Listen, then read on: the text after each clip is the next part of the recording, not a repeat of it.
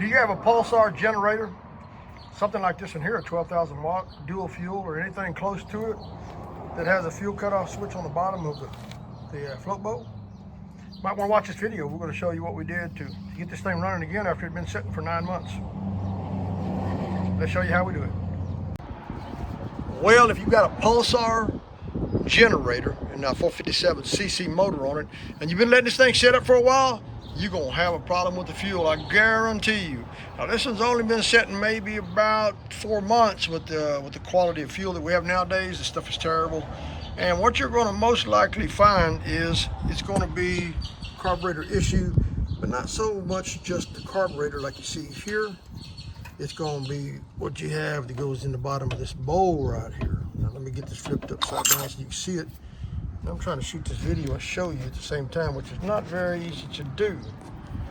In the bottom of that bowl, you're going to find this little fitting right here. And if you look inside of it, you see a little hole there. And you see a little hole on the other side.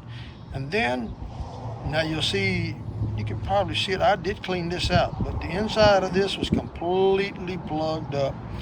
So there was no fuel getting down to what they call the fuel solenoid.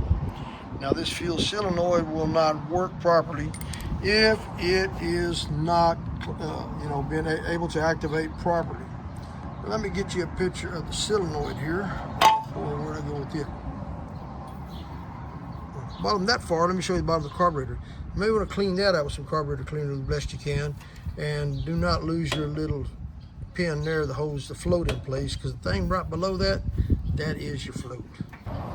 Okay, sorry I had to interrupt the train of thought there and move over to a different part of the video. Okay, this is your fuel cutoff solenoid. You see that little plunger right there? That thing goes up and down according to the fuel that it needs and the fuel on demand. And it starts, I believe, off of the cut on and off switch, tells it when to activate up and down. Now, of course, if it goes all the way up in there that way, it's going to shut the fuel off. If it goes down this way, it's going to allow more fuel into the carburetor and go through that just two little orifices. That goes to the bottom of this here. So you can see the bottom of this is all dirty. This was actually on the bottom of the carburetor. That solenoid was sitting right in the bottom of this. So all your trash has nowhere to go but down below. So it's going to plug this solenoid up, which is not going to allow any gas to go into the carburetor through the float bowl that you see right there. Now I know this is a messy video, folks, but I just want to share this information with you. Now some of the other things you want to check is make sure your fuel valve is on. This is off, but make sure it's on. Make sure you got gas going to the carburetor down here. And in return, what that'll do is put gas in the top part of the carburetor, and it'll go down into the bowl, which is right here. Then it'll go to that solenoid. And as the motor is running, if it is running, it'll pick up the fuel out of this bowl and transfer it back into the intake of the engine, and it will run.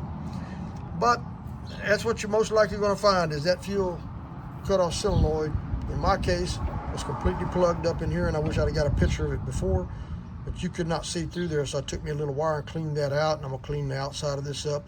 And do make sure that hole and that hole is clean too, or else no fuel will get through it and it will not run.